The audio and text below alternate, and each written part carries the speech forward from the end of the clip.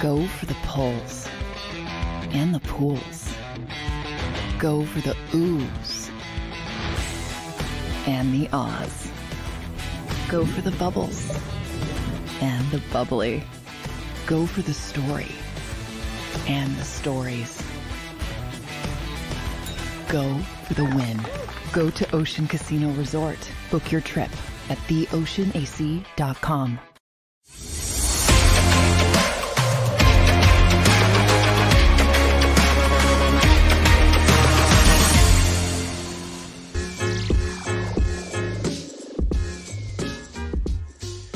What's up, everybody, and welcome in to the Philly Sports Power Hour with Bill Colarulo. Happy Monday. I hope everybody had a great weekend. A little snow this weekend. Made it look pretty. It wasn't too messy out there, which was good. But we're going to do some Phillies talk today, some Eagles talk today.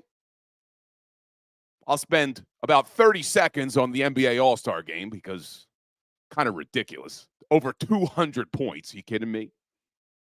Talk a little bit about the Flyers Stadium Series game. But should be a good show today. We're streaming live on the JAKIB Sports Network. We are also live on all my social media platforms, Bill Colarulo. So make sure you're subscribed to JAKIB. Make sure you're subscribed to Bill Colarulo Philly Sports Talk. We're also streaming live on TikTok as well. So, again, we'll do some Phillies today. Some big news over the weekend. Signing Whit Merrifield. I think that was a good pickup for the Phils. We'll talk about that.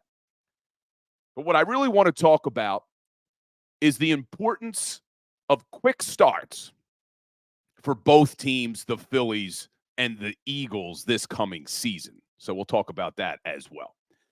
But let's get a little roll call in the chat from the Power Hour crew. I see Provolone John nice and early saying he heard John Kincaid on 97.5 defending me this weekend. And I know some of you tuned in to Fanatic Weekend with me on Saturday and Sunday mornings. I appreciate that. Would like to hear from you guys, too. Give me a call on the weekends there. But, yeah, he was defending me. I asked the question over the weekend, what was going to be the next Philadelphia team to win a championship in the city of Philadelphia? And we put a poll up on the X account, and you get 4 options. So, of course, we put the Eagles, the Phillies, the Sixers, and the Flyers. And some Union fans were upset. Some soccer fans were upset. How do you not put the Union? Well, first of all, you only get 4 options on Twitter or X, whatever the hell you want to call it. And secondly, when we're talking about the 4 major sports, not taking anything away from the Union, I like the Union. The games down there are fun to go to. And they do have a good team, but we were talking about the 4 major sports teams who have been in this city for a really long time. So we'll get a little roll call, and we'll talk more about that too. But I see Fanny Woods in the house, flexing and stepping, Bry Guy, Kyle Kokorski. We talking about the draft. We will get there. Not yet. We actually have free agency first, Kyle. So free agency is less than a month away. But we'll start talking about the draft as well. Chuck Hutton, good morning. Twiz, William Stark, Steve Ike, Rob from Temple, Jim G, Dank Burrito, James Jones. Oh, boy. San Francisco 49ers troll. Kevin Savard. Who else we got in the house today? Steve Ike. I may have already said hello. I can't even remember. There's so many of you, but if I missed you, I apologize. I see people on TikTok checking in as well. But let's jump in. So we were talking about that poll. We were talking about the poll I put up over the weekend about what's going to be the next Philadelphia sports team to win us a championship. And we are starved for champions in this town. Because you go and you look. What do we got? I just did the list the other day. So we have the Philadelphia Eagles, obviously won the last championship, Super Bowl 52 back in 2017. Then you have to go back to 2008 for the Philadelphia Phillies when they won their World Series. That's it For the last 40 damn years, I'm 40 years old. We've talked about this before. I've seen 2 damn championships in my entire life. I saw the World Series in 08. I saw the Super Bowl in 2017 or 2018, technically. That's it in the last 40 years. Because I was born a little after the Sixers won in 83. But even if you would go back 50 years, so we had the Sixers in 83, and you had the Flyers in 74 and 75. Those are the only 2 Stanley Cups the Flyers have ever had. I've never seen a Stanley Cup champion. The 76ers, 1983, 1967, and 1955. So a majority of us have never seen an NBA championship. Anyone over the age of 40 has. You got to be, over 60 to have seen 2 NBA championships? And for the Fightin' Phils, you got to go back to 1980 before they had the one in 08. And for the Eagles, only one Super Bowl, obviously won 3 NFL championships before that, 1960, 1949, 1948. But we're starved for a damn championship in this town. Thankfully, we had the Super Bowl going on 6 years ago now. Had the World Series going on, 16 years ago. So I asked the question, who's going to be the next team to bring us that championship? And I think when you look at our 4 major sports teams, and I see somebody on TikTok saying that I'm saying we and I'm not on the team. When I say we, I'm talking about us as a fan base. Because when you look at these sports teams, and this is something that bothers me because I've had other people say, oh, you shouldn't say we, you're not on the team. Well, guess what? Us as fans, us as sports talk hosts in this town, we're going to be here a lot longer than any player on the team. We were here before these players on the team. We're going to be here after these players on the team. These are our teams. We've lived and died and cheered and cried for 40 damn years about these sports teams. So don't tell me I can't use the word we, because I've been here for 40 years. There's not a single player on any sports team in this city right now who has been with these teams longer than any of us have. None of them. Even Jason Kelce and Brandon Graham and Fletcher Cox, who have been with the Philadelphia Eagles longer than anybody in franchise history, haven't been with this team longer than us. So if I want to use the word we, I'll use the word we. Because I've cried over these teams, just like all of you have. So I'll say we, talking about our sports teams. And we need a championship. We need another one in this town. So who's it going to be? What's the next team that's going to bring us another champion? So we put up that poll over the weekend on The Fanatic, and surprisingly, it came in at like 62%. There was over 3,500 votes. 62% said the Phillies. 21% said the Eagles. I think it was like 11% said the Flyers. Only 6% said the Sixers. So when I looked at this and I asked myself this question, I started to look at the opponents that they would have to get through. And that's why, and I know I'm going to get called Dave Spadaro in the chat from my Power Hour crew.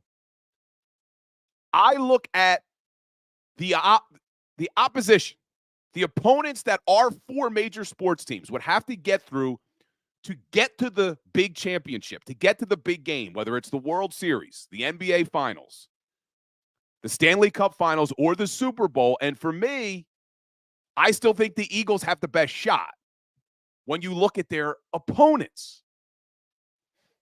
So let's just look at the odds right now for 2024. As of right now, you have the Philadelphia Phillies have the 7th best odds to win it all. But more importantly, what I'm looking at is, how do you get to the big game? How do you get to the finals or the World Series? Because you got to get there first. So for the Phillies to get back, they have the 3rd best odds to get to the World Series.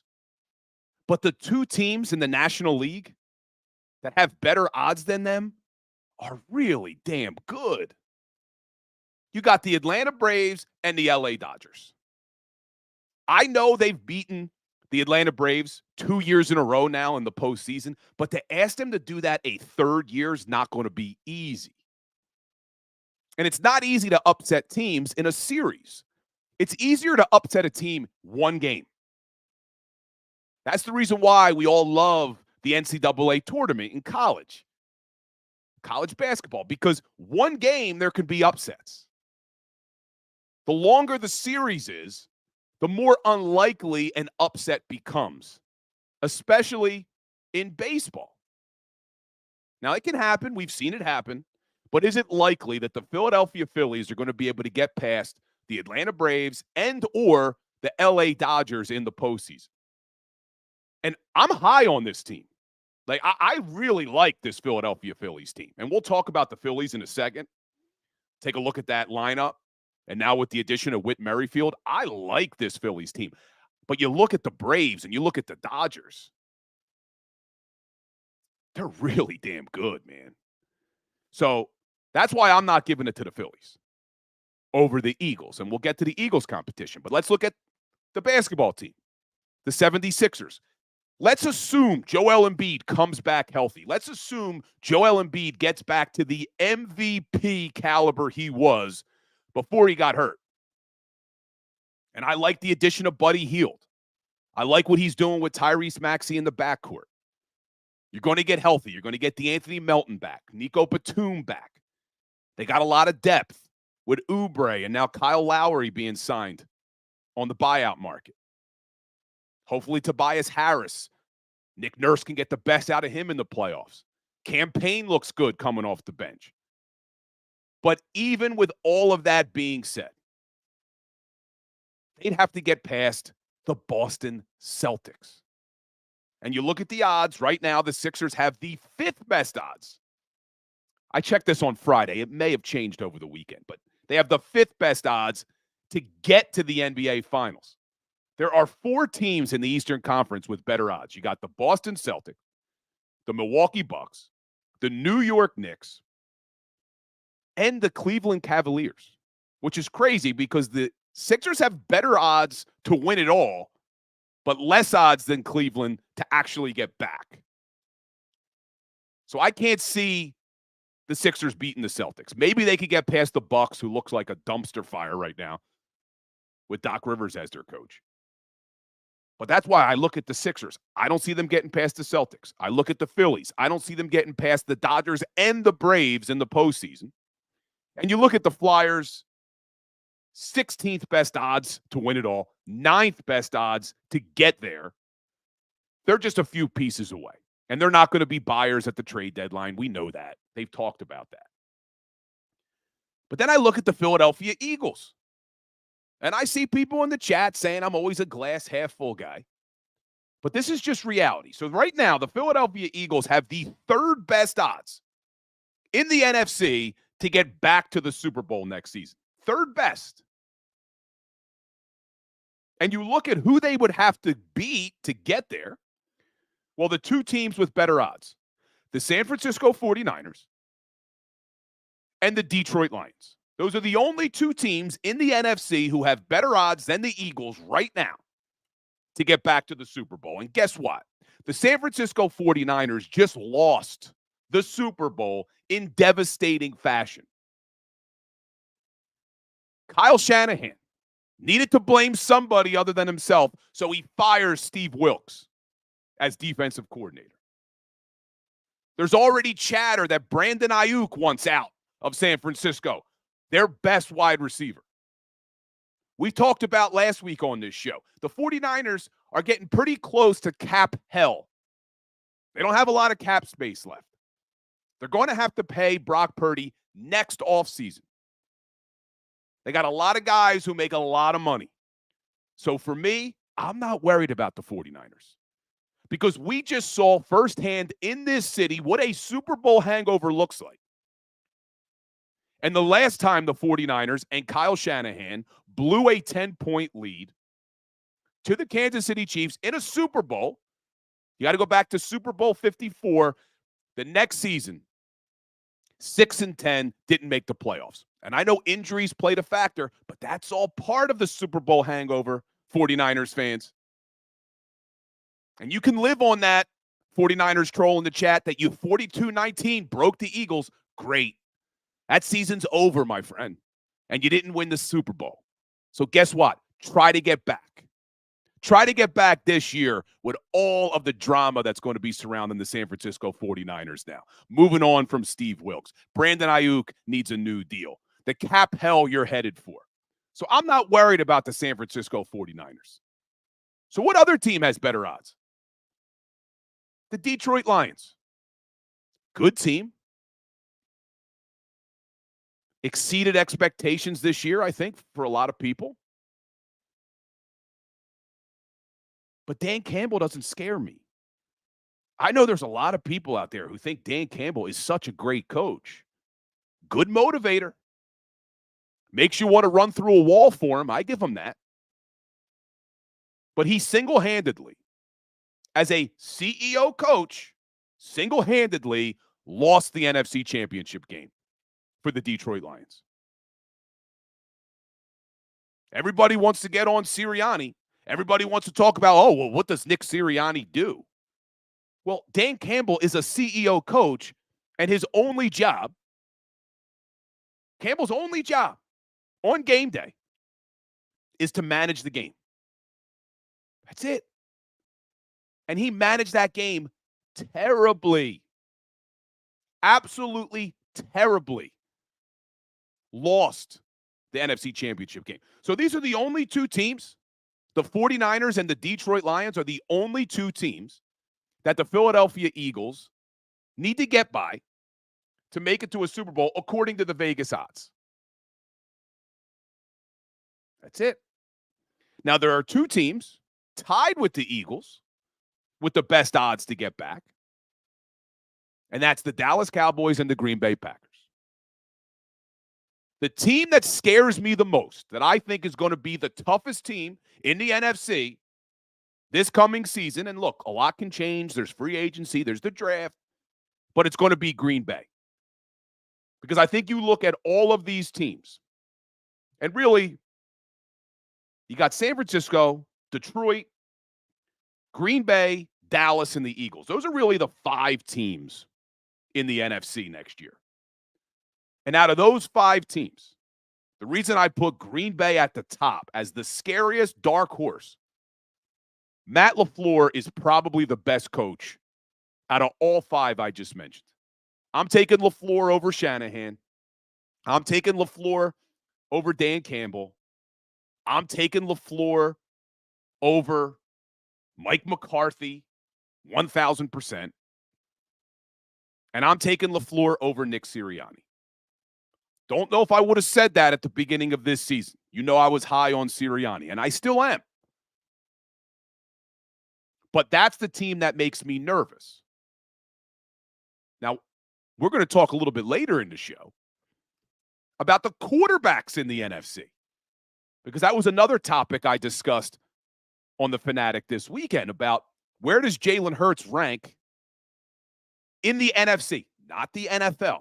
But in the NFC, and you look at the Green Bay Packers, Jordan Love looks pretty damn good.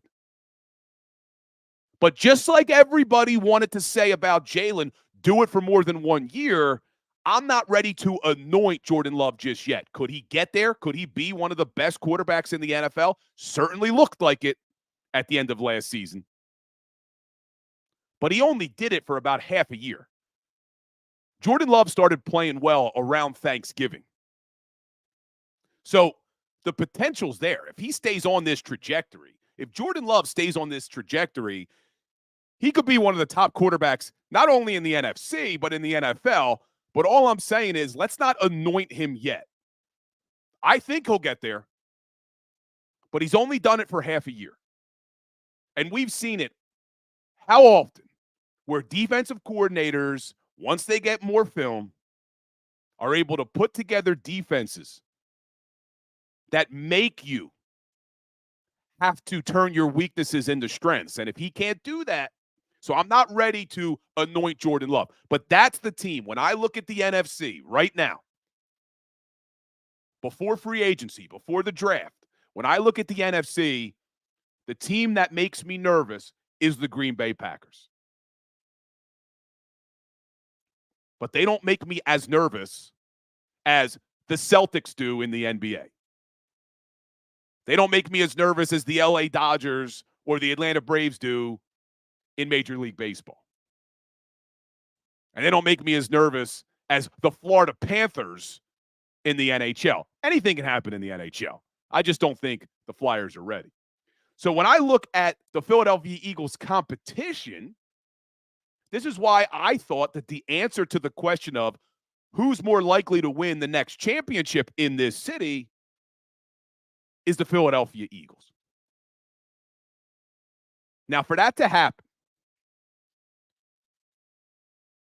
they got to come out to a quick start. There's a lot that needs to happen this offseason, and we'll continue to break that down this week because I want to jump into the roster the rest of this week, talk about some of the contract issues, what I think they need to do on defense as far as how to build that roster. We'll do that later on.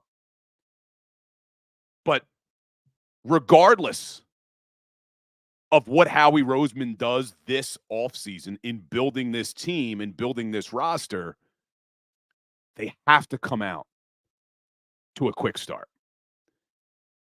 And Matt LaGoy makes a great point right here. Competent coordinators will help. When we're talking about those four other teams, the 49ers, the Lions, the Packers, and the Cowboys as being the Eagles' competition, Matt LaGoy makes a great point. When you're comparing Nick Sirianni to Matt LaFleur and Mike McCarthy and Kyle Shanahan and Dan Campbell, you also now have to include the coordinators into that discussion. Because when you look at all these other sports, we look at baseball and basketball and hockey, assistant coaches are important, but they're not as important as the assistant coaches and the coordinators in the NFL. I'm not taking anything away from the assistant coaches in these other leagues. Yeah, the hitting coach matters and the pitching coach matters in baseball. The assistant coaches in basketball matter. The assistant coaches in hockey with the penalty kill and the power play, they matter, but they don't matter as much as an offensive coordinator who's calling plays, who's designing offenses, who's putting game plans together.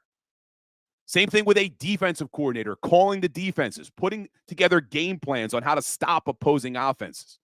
So the coordinators matter more in football than I think in any other sport.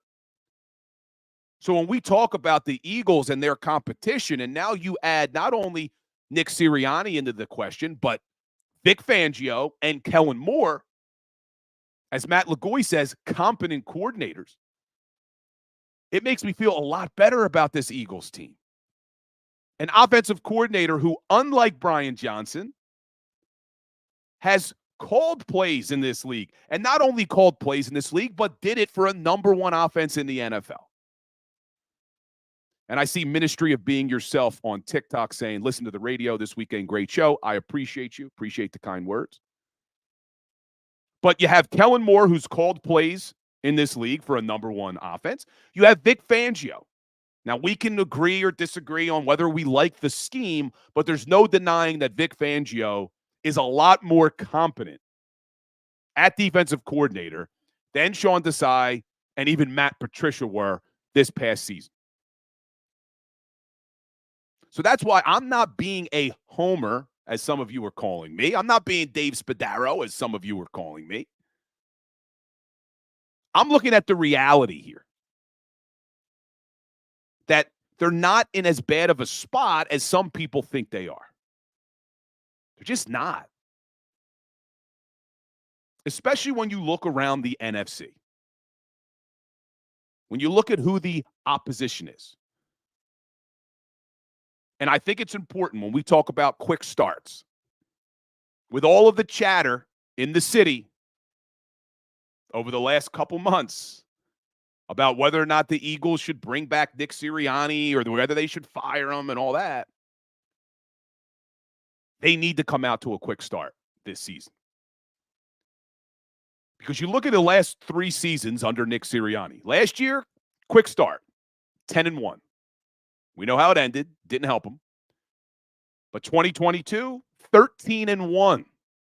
Quick start. The only time they kind of had a slow start was in 2021. Sirianni's first year as head coach. Jalen Hurts' first year as a full-time starter. And they come out 5-7. That's when he gave the infamous flower speech. And then they went on a little bit of a run. 5-7. He gave up play calling because he realized he sucked at play calling. Turned it over to Shane Steichen. Rest is history. They go on a run into the playoffs and really built off that season to the great season we saw in 2022. But there were no expectations that year. They can't afford to come out to a slow start this season because the noise is going to be real loud. If they come out to a slow start this year, they lose a couple of games early, yeah, you may see things go off the rails. So it's important to come out to a hot start for this Philadelphia Eagles team. But not only is it important for the Eagles to come out to a hot start this coming season, I think it's important for the Phillies. And when we get back after the break, I want to jump over and talk some fighting Phils a little bit. Talk about the move they just made with Whit Merrifield. Look at that lineup now, the pitching staff, the bullpen, and talk a little bit about why I think it's important that they come out to a hot start this season. And then we'll talk briefly about the NBA All-Star Game. But the worst part of the NBA All-Star Game for me was something I learned about Tyrese Maxey. And if you listen to my radio show this weekend, you know the answer to this. But I love Maxey. I love his smile.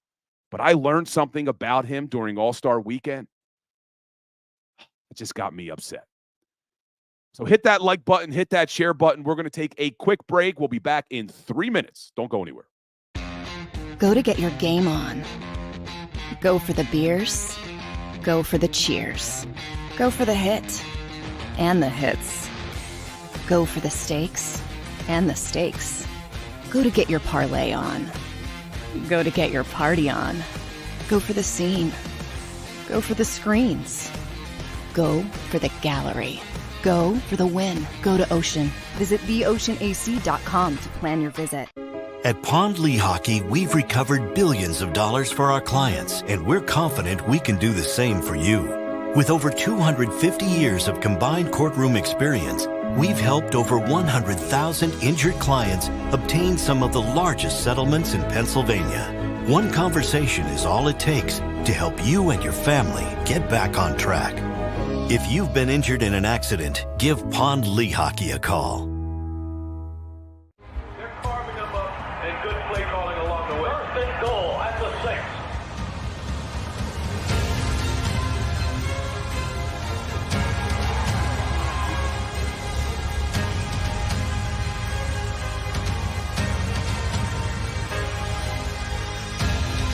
On the field of life, First Trust Bank is there for you.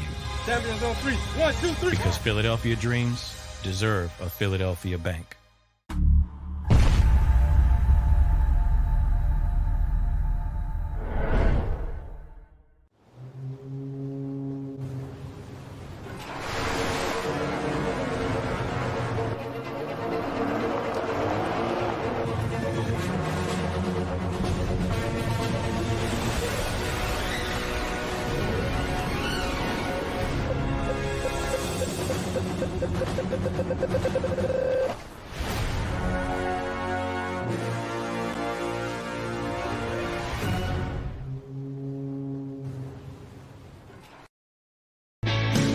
Hi everybody, my name's Jason Lombardi. I'm an inspector at DryTech.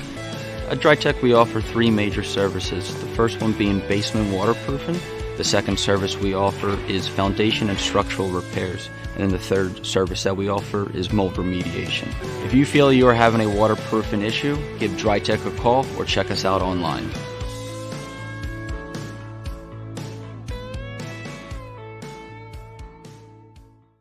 Do you stream on a Roku, Fire Stick, Google TV, or Apple TV? Now you can watch 6ABC 24/7 with the 6ABC Philadelphia streaming app. And the big story on Action News? Search 6ABC Philadelphia and start streaming today. EAGLES, Eagles.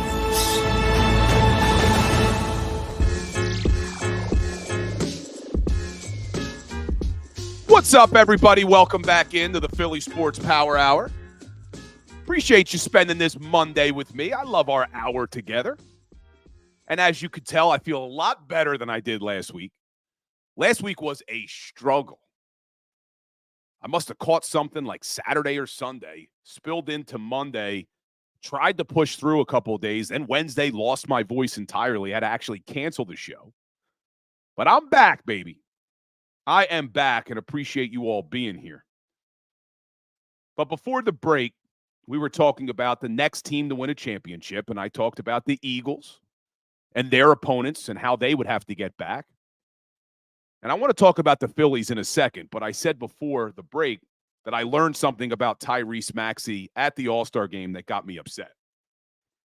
And there was a video that the Sixers posted on Twitter where it's Jalen Brunson, Villanova Wildcat, Jalen Brunson saying to the camera, I'm an Eagles fan, which I didn't know. I didn't know Brunson was an Eagles fan. He grew up, I think, in New Brunswick, but he's an Eagles fan. And he says to Tyrese, are you an Eagles fan? And Tyrese Maxey tries to ignore the question and says, oh, we got to get out there. We got to get out there, like trying to ignore the question. And then Jalen Brunson turns to the camera. He goes, see, you love him. I'm an Eagles fan, but you love him. And then Tyrese Maxey says to Jalen Brunson, don't you know where I'm from? I'm from Dallas. AKA, I'm a Cowboys fan. I didn't know Tyrese was a Cowboys fan. Did you know that? I did not know that Tyrese Maxey was a Cowboys fan. Now, Maxey doesn't bother me that he is a Cowboys fan because he's from Dallas. Like, it doesn't bother me. If you're a Cowboys fan, yeah, I don't like you because we just hate the Cowboys.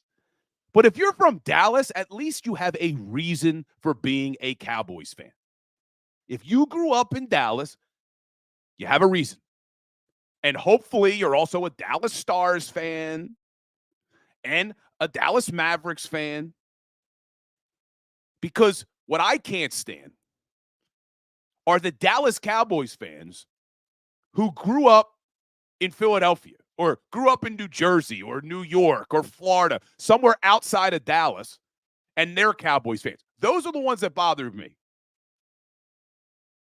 But Tyrese, I just didn't know it, man. I didn't realize he was from Dallas and was a Cowboys fan. But we're going to let him have a pass. And I see somebody in the chat making fun of me because before the break I said I love Maxey's smile. I do, man. It's infectious on the court. I love that he's running around with that big smile. Joel even talked about it, how he's always smiling. Even early in the morning at practice, he's always smiling. That's good, man. That's important. It's important for a locker room. So I always try to bring a smile. Power Hour crew, I'm always trying to be happy. But love Tyrese. It's okay. He gets a pass. But I don't know if you watched the NBA All-Star game. Kind of ridiculous. It really is. I mean, 200 points. There's zero defense. I was talking about it this weekend on the radio. Like, I remember 2001. 2001 when Allen Iverson won the MVP. Those All-Star games, those guys played. Those guys played to win. And you look at the 2001 All-Star game. The starters in the East, and not all of them played because 2 of them got injured, but the starters that were voted in the East, Allen Iverson, Tracy McGrady, Vince Carter, Grant Hill, Alonzo Mourning. Now, Mourning couldn't go because he was hurt, and he gets replaced with Dikembe Mutombo. Dikembe. And that's actually where it started, where the Sixers started to have the chatter. Should we trade Theo Radcliffe? Should we make the move for Dikembe Mutombo to compete with Shaq? Mutombo has 22 boards in the 0-1 All-Star game. And then you look at the starters in the West. Kobe Bryant. You talk about taking an All-Star game seriously. Kobe played to win. Jason Kidd, Chris Webber, Tim Duncan, and Shaq. Shaq couldn't go either because of injury. But that's when All-Star games were cool, man, because they cared. They competed. They wanted to win. And AI, he competed in the 0-1 All-Star game, wins the MVP. The one thing I did think was cool, I thought the dunk contest stunk. Mac McClung wins again, but I just thought it was boring. I didn't think there was any great dunks. I was kind of over that. I did like the three-point contest, though, between Steph Curry and Sabrina Ionescu, the WNBA star. And I thought they should have given them a second round because Curry dropped 29 points. Sabrina drops 26, and not from the WNBA line, from the NBA line, going up against the greatest three-point shooter in NBA history, and she held her own. I thought she deserved a second round going up against Steph. And you look at Damian Lillard, who wins the whole thing. He only put up 26 points, winning it. So that was pretty cool. Sabrina, a lot of respect, man. She can shoot for sure. But other than that, All-Star game was boring as hell. But let's jump over. I want to talk. We were talking some NFL to start the show. Let's talk about our Phillies. Because I do think that this roster, this lineup, is really, really good. And in other years, if the LA Dodgers and the Atlanta Braves weren't as good as they are, in other years, I'd be saying Phillies are going to the World Series again. Now, do they have a shot? Of course. Of course they have a shot. It's just you look at these other teams, and they're good, man. They're so good, the Braves and the Dodgers. But for the Phillies to do it,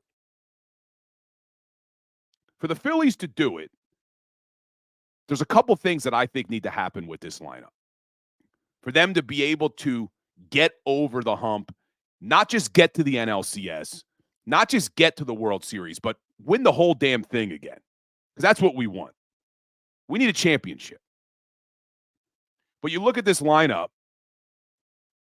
Schwarber leading off again, Trey Turner batting second, Bryce Harper batting third, Alec Boehm batting fourth, Bryson Stott batting fifth, JT Realmuto at 6, Castellanos at 7, Brandon Marsh when he comes back from his knee injury batting 8th, and Yohan Rojas batting 9th. That's my lineup. That's what I like. And the reason I like it is you're going lefty, righty, lefty, righty, lefty, righty, all the way down to the 7 hole before you go back-to-back righty-righty with JT and Castellanos. But what I need to see from that lineup, what I think could be the big X factor, is, yeah, we need JT Realmuto to hit a little better at the plate. He only batted .252 last year. Yeah, I don't want to see Castellanos go into these long slumps, chasing the ball, having a better approach at the plate. All those things will be important. Trey Turner not having a slow start like he did last year. But for me, Yohan Rojas can be the X factor. Because we know Rojas has the capability in center field to be a Gold Glover. We know the kid can field. But if he can, with the muscle he added and the weight he added, if he could develop into a decent hitter, like an above average hitter on this team, with another year maybe of Bryson Stott getting even better. Bryson Stott batted .280 last year. So if you add Yohan Rojas and he can grow into being a true center fielder for this team over 162 games and can be an above average hitter, that's the X factor for me.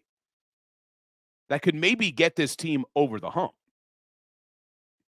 And you look at the lineup, yeah, they can hit. But I'm also feeling pretty good about the pitching staff. Now, what else do we need? Well, we need Zach Wheeler to be Zach Wheeler. Hopefully they can enter into a long-term deal, put that behind us. But you need Aaron Nola to be good Aaron Nola. Aaron Nola just got his big deal. Just got his big contract. Now, that can cut one of two ways for players. Some players, they can be relaxed. The contract situation's over with. They got their big money. They're not going to be pressing as hard, and they can just go out there and pitch. But then other players, and I think you saw a little of this with Jalen Hurts this year, is that you get that big money deal, and now you think every single play, or in Nola's spot, every single pitch, you need to prove that you're worth that money. You got to prove that you're worth the contract you just signed. So which Aaron Nola do we see this year? And if you follow the Phillies, you know it's been kind of one year he's great, the other year's a down year. One year he's great, the other year's a down year. Which Aaron Nola do we get this year? Because if Wheeler and Nola can truly be a 1A, 1B ace for this team, they do have a shot, especially in the postseason, when your pitching staff shrinks a little bit. And you have Ranger Suarez.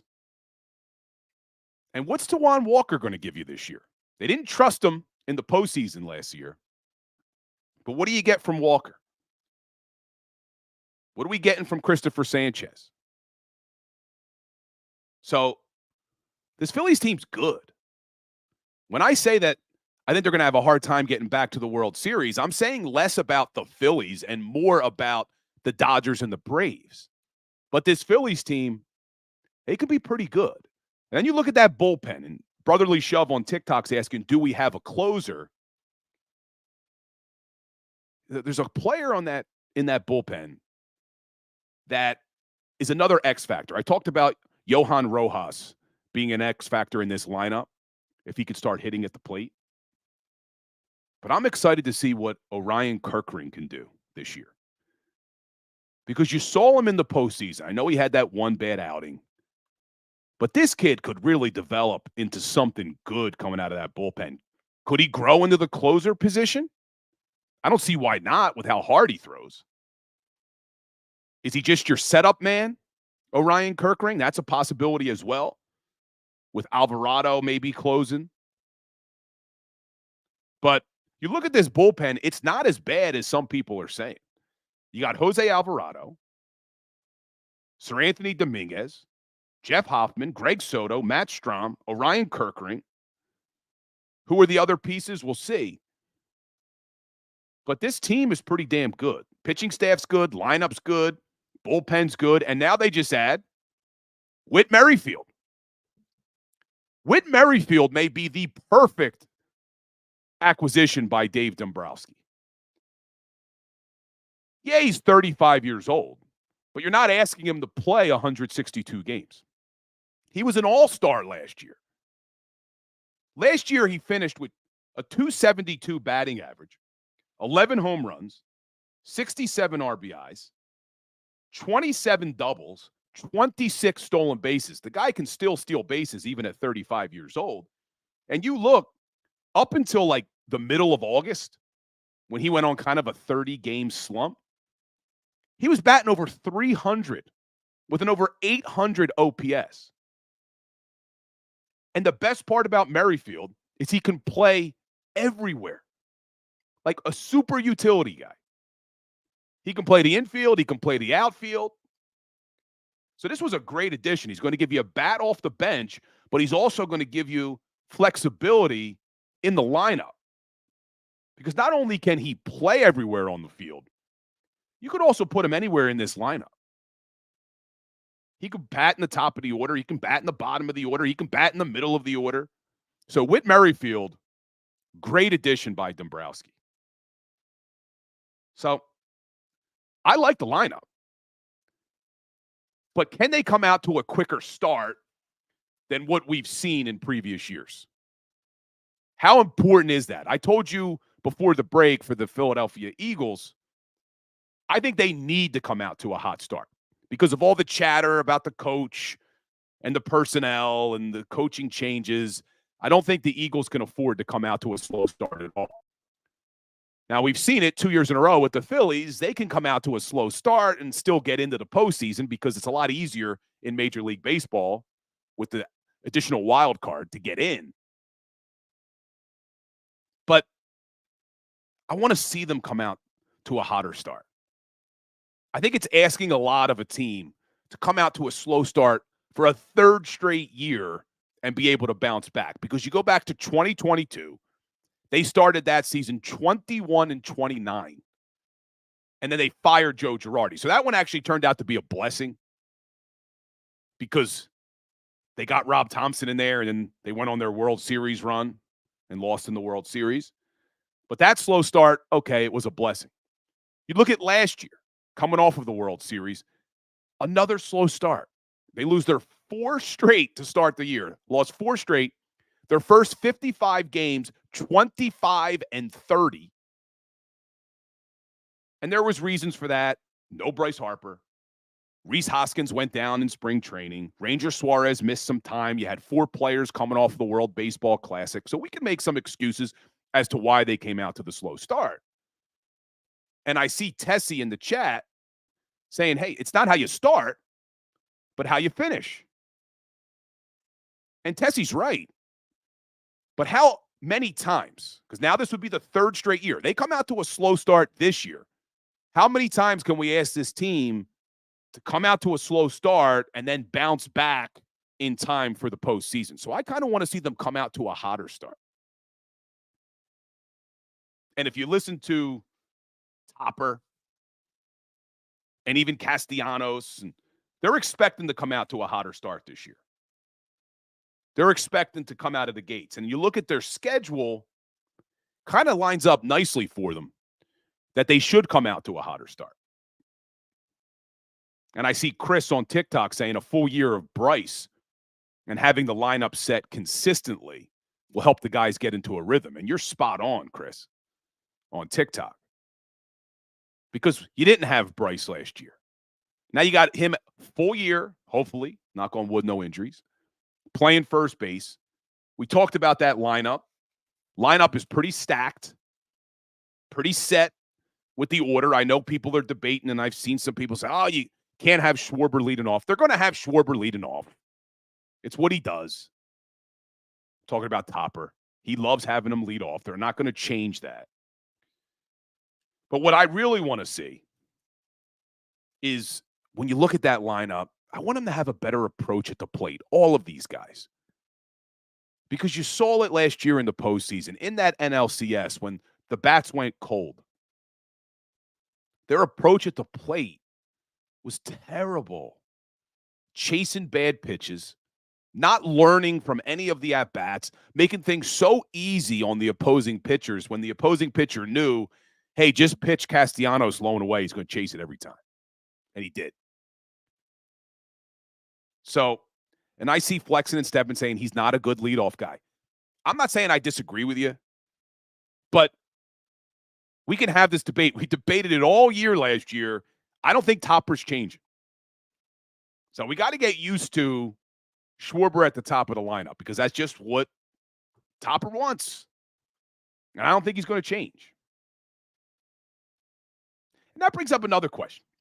So we're talking about Topper. We're talking about his decisions. So when I asked the question, who's going to be the next team to win a championship? Well, then I guess we also have to ask the question of, well, which coach do we trust the most? Right? I'm talking about opponents. I'm talking about, hey, look who the Eagles have to get through, who the Sixers or the Flyers or the Phillies have to get through to get back. But which coach do you trust the most out of the coaches of these 4 major sports teams? So let's just look. Well, you got Nick Sirianni, and you guys know I'm higher on Nick Sirianni than a lot of you are, but Nick Sirianni, head coach for 3 years, 34-17 record, a .667 winning percentage, won an NFC championship, Lost in the Super Bowl, obviously. So I know some people don't trust Sirianni, but the reason I trust him more now is, like Matt LaGoy said earlier, competent coordinators. You got Kellen Moore calling the offense. You have Vic Fangio calling the defense. And from what we've seen, Sirianni's pretty good with in-game decisions. He has been over the years. I haven't seen him making the mistakes Dan Campbell was making in the NFC Championship game. I haven't seen a lot of decisions where we're left scratching our head after Sirianni decides to go for it or not go for it. He's usually pretty good in-game. But I understand why people would lack trust for him. Then you got Topper. Topper says 2 years he's been a head coach, or a manager, I should say. But Topper's been in the league forever as a bench coach. But he is stubborn, and I see Frank DiStefano on TikTok saying, well, Topper's stubborn. But in 2 years as a manager, 155, 118, that's a 568 winning percentage. Brought his team to the World Series 2 years ago, brought his team to the NLCS last year. Then you have Nick Nurse. 6 years as an NBA head coach, a 583 winning percentage, and won NBA championship. In his first year as an NBA coach with the Toronto Raptors in 2018-2019, they win their NBA championship. And then you look at John Tortorella. Tortorella, 22 years as a head coach in the National Hockey League, over 730 wins, a 544 winning percentage, and he also has a championship. He won the Stanley Cup back in 2004 with the Tampa Bay Lightning. So out of those four coaches, if you're here in the chat, out of those four coaches, now I asked the question, who's going to win the next championship? But this is a little bit different of a question. Out of those four, who do you trust the most? Is it Sirianni? Is it Topper? Is it Nick Nurse? Or is it John Tortorella? So I see Bry Guy giving his rankings: Torts, Nurse, Sirianni, and Thompson. I'm curious what you guys think out there. Who you think is the best, not necessarily the best coach, but who do you trust the most? And like I was saying earlier, with Sirianni, though, with how important the coordinators are in the NFL, I think you also have to include the coordinators when you're asking that question. So it's almost Topper, Nick Nurse, John Tortorella, and then Sirianni / Fangio / Kellen Moore. Because they're going to have a lot of say in this offense and in this defense. And I see on TikTok, Frank DiStefano says Nurse or Torts at the top, then Sirianni, then Topper. What else we got here? Vulnerable Vitality says Nick Nurse is who they trust the most. I look at this, and I do think Nick Nurse is a great coach. And this is a tough question because I think for the first time in a long time, I like all four coaches that we have in this town. I know you guys disagree with me. I know there's a lot of Power Hour crew who disagrees with me about Sirianni. But I really like Sirianni, especially with Fangio and Moore. And Topper has me scratching my head sometimes. Some of the decision he's made in the postseason last year, not pinch hitting for Rojas, rolling out Craig Kimbrell when we all knew what the man gets me angry again. We all knew what Kimbrell was going to do in that game. So that left me scratching my head. But you can't deny 2 years as a manager with the Phillies, NLCS, 1 win away from the World Series, a World Series appearance in his first year. So as frustrated as I get, I can't say I don't trust Topper because he has done some really good things. But then you look at Nick Nurse and John Tortorella. They've been there. Tortorella has his Flyers team exceeding all expectations. I love Nick Nurse and what he's done with this Sixers team. But who do I trust the most of those four? It's a tough one. But I'm probably going Nick Nurse as well. I think Nick Nurse is the most recent of those four coaches to win a championship. Sirianni's never won one. Topper's never won one. Tortorella did win one, but you got to go back 20 years. So I'm probably saying Nick Nurse is who I trust the most. It's not the team, I think, that's going to win the next championship, because I just think it's going to be too difficult to get through who they have to get through. But of those four coaches, I probably would say I trust Nick Nurse the most. But I think we're in a good spot in this city. I think we have four really good coaches. And when I say that, I'm including Fangio and Moore with Sirianni. So we have four good head coaches / staff in this town.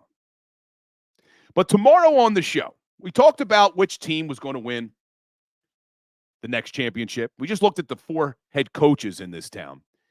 And I didn't get to it today because we're running out of time. But I did post a video. If you follow me on Instagram or TikTok or Twitter, X, whatever you want to call it, make sure you're following. But I posted a video this morning before the show about where I rank Jalen Hurts in the NFC in terms of quarterbacks.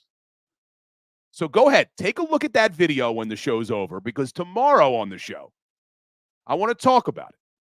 I want to talk about the NFC quarterbacks, not the NFL, but the NFC quarterbacks. And I want to talk about where we rank Jalen Hurts. So when the show's over in a couple of minutes, go check out that video, do your homework, do your research, and when we come back tomorrow, that's what we're going to focus on, the NFC quarterbacks and where Jalen Hurts ranks. But like we end every Philly Sports Power Hour with a little Today in Sports History, this one hits a little bit close to home for me, talking about the Flyers. And we didn't really get into the Stadium Series, but they lost that game 6-3. They didn't play badly, but they were just chasing it the whole game. Gave up a goal 32 seconds in. And some really not a lot of sloppy play, but when they did have some sloppy defense, they let in goals. And the goalie for the Devils, Nico Dawes, stopped 45 of 48 shots. So they bounce back hopefully on Wednesday against Chicago, but it was a fun game. I'm kind of over those outdoor games, and the Flyers should be too, 1-4-1 outdoors. But this one's a little bit hockey for me for the Philly Sports Power Hour Today in Sports History. 1992, February 19th, 1992, there was a blockbuster trade in the NHL. The Pittsburgh Penguins sent Mark Recchi, Brian Benning, and LA's first-round pick, to the Flyers for Shel Samuelson, Rick Tocchet, and Kenny Reggett. Reason why this hits close to me is because growing up, Mark Recchi was my favorite Flyer of all time. Came here February 19th, 1992, and that's when they started, who remembers, the Crazy Eights. Eric Lindros, Mark Recchi, and Brent Fedek, the Crazy Eight line. So that was a fun line to watch. Then they ended up trading Recchi away, bringing in LeClaire. Recchi comes back again later on, had a couple of stints here, just got inducted to the Flyers Hall of Fame, which was cool to see. But his first time in Philadelphia, February 19th, 1992, was when the big trade was made. But I appreciate my Power Hour crew. Thanks for spending this hour with me. Hit that like button, hit that share button. Make sure you're following me on all your social media platforms. And I think we're going to roll with the Legal Hands to the Face show live tonight at 6 o'clock, right here on JAKIB Sports and on all my social media networks as well. So we're going to do all Eagles talk tonight. We'll do a little bit more of what we talked about today, but I want to look at the opponents. I want to look at the quarterbacks. I want to look at the roster. So tonight, 6 o'clock, check out the Legal Hands to the Face show. I'm Bill Colarulo. This was the Philly Sports Power Hour. And as always, go Birds. Go for the polls and the pools. Go for the oohs and the ahs. Go for the bubbles and the bubbly. Go for the story and the stories. Go for the win. Go to Ocean Casino Resort. Book your trip at theoceanac.com.